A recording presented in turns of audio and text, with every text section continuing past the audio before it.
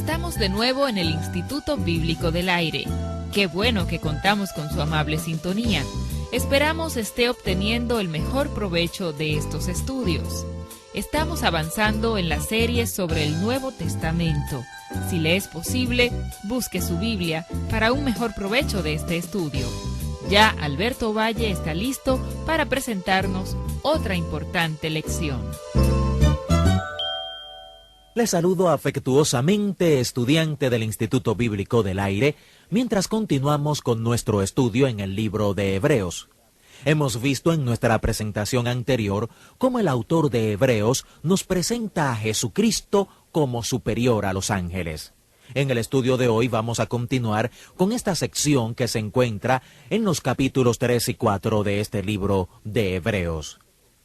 El autor hace surgir la pregunta: ¿han oído la palabra de Dios? ¿Y pueden oír la voz de Dios? Recuerda cuando allá en Génesis capítulo 3 Dios hizo la pregunta: ¿dónde estás? Y dijo que es simbólico de la voz de Dios, de la palabra de Dios. En Génesis capítulo 3 uno ve algo que no solo es descrito como fue, sino como es. Dios viene a nuestras vidas y nos habla: ¿dónde estás? Adán respondió diciendo: bueno, oigo tu voz, pero me atemoriza porque va a exponer mi desnudez, y no quiero estar expuesto. Por eso me escondo. Y dijimos que ese es un buen comentario sobre la naturaleza humana. No estamos tan lejos de Dios que no escuchamos su voz cuando nos habla, pero nos atemoriza y no salimos a la luz de lo que Él está tratando de mostrarnos. Nos escondemos de Él.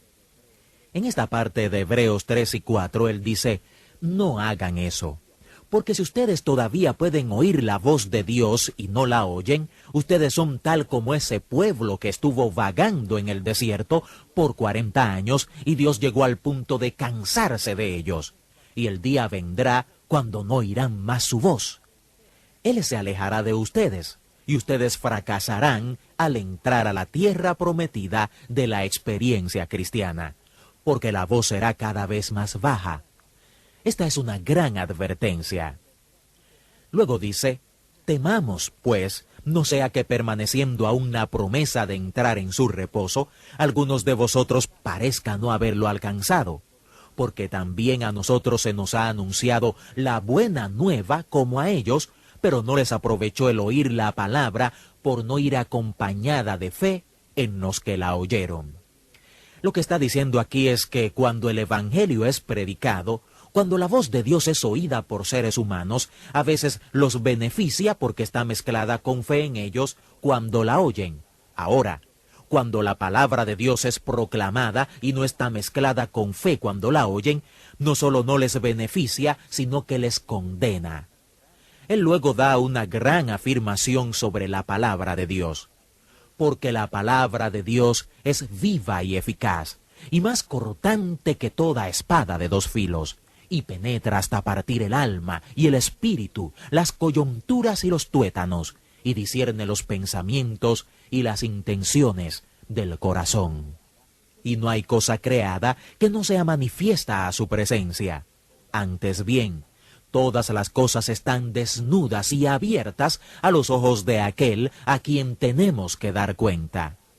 Esto nos muestra algo sobre lo que es la palabra de Dios. La palabra de Dios es realmente la forma en que Dios nos habla. En el Antiguo Testamento es una voz, en Génesis 3, caminando por el jardín. En Juan capítulo 1, la palabra o el verbo se hizo carne, la voz toma un cuerpo. Pero tenemos una palabra escrita, y la palabra escrita de Dios es la forma en que oímos la voz de Dios cada día. Hay muchos grandes pasajes en el libro de Hebreos. Podríamos decir que otro sentido en que este libro es una obra maestra es que si usted lo lee en oración, lo medita devocionalmente, usted descubrirá muchas hermosas piedrecitas espirituales que realmente le van a ministrar. Por ejemplo, en el capítulo 5 él está hablando de algo muy difícil de entender. Él nos está diciendo que Jesucristo es superior a todos los sacerdotes. Y dice: Jesucristo es un sacerdote no como Aarón o Leví, sino como Melquisedec. Y luego tiene un pequeño paréntesis y dice, acerca de esto, tenemos mucho que decir y difícil de explicar, por cuanto os habéis hecho tardos para oír, porque debiendo ser ya maestros después de tanto tiempo, tenéis necesidad de que se os vuelva a enseñar cuáles son los primeros rudimentos de la palabra de Dios, y habéis llegado a ser tales que tenéis necesidad de leche y no de alimento sólido.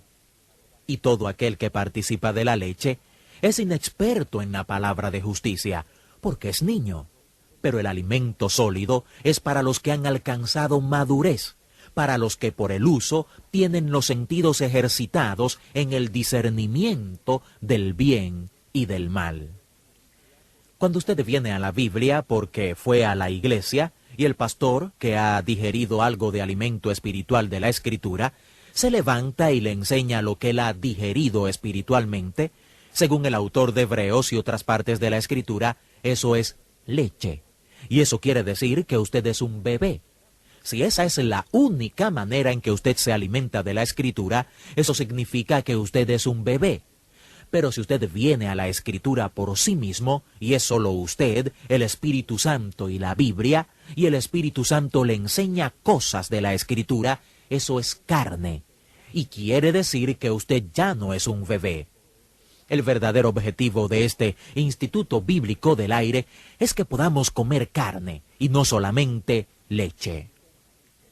Juan nos dice en la epístola de Primera de Juan, que si usted es un creyente y ha recibido a Cristo en su corazón, usted ha recibido una unción del Espíritu Santo al nacer de nuevo. Y uno de los resultados es que usted no necesita enseñanza de hombres, sino esa unción, ese Espíritu que está en usted, Cristo en usted, puede enseñarle todo lo que necesita saber. Si usted estuviera encerrado y solitario y tuvieran la gracia de darle una Biblia y no hubiera nadie para ayudarle y usted fuera a pasar unos 3 años allí, ¿cree usted que el Espíritu Santo le enseñaría lo que hay en esa Biblia? Bien, según Primera de Juan 2:27, eso es todo lo que necesita, esa Biblia y el Espíritu Santo. El Espíritu Santo puede enseñarle esa Biblia. Pero la unción que vosotros recibisteis de Él permanece en vosotros y no tenéis necesidad de que nadie os enseñe, así como la unción misma os enseña todas las cosas y es verdadera, no es mentira, según ellas os ha enseñado, permaneced en Él. Si usted viene a la palabra a ese nivel, solo usted y el Espíritu Santo, dice el autor de Hebreos, eso es carne. Pero si la única Biblia que usted recibe es lo que otro digiere y luego se lo enseña a usted, eso es leche. Hay otra gran exhortación en el libro de los Hebreos que viene justo después de la exhortación sobre la leche y la carne. Esto nos exhorta a ser maduros. Dice, por tanto, dejando ya los rudimentos de la doctrina de Cristo, vamos adelante hacia la perfección, no echando otra vez el fundamento del arrepentimiento de obras muertas, de la fe en Dios, de la doctrina de bautismos, de la imposición de manos, de la resurrección de los muertos y del juicio eterno. Y esto haremos, si Dios en verdad lo permite. Luego él da una exhortación sobre el seguir adelante, y esta exhortación es quizás el pasaje más difícil en el libro de Hebreos. Hay muchas personas que llegan a este pasaje y tienen realmente muchas preguntas. Ahora, las únicas personas que nunca tienen preguntas sobre la Biblia son las personas que nunca la leen. Y este es un pasaje que probablemente le hará hacerse muchas preguntas.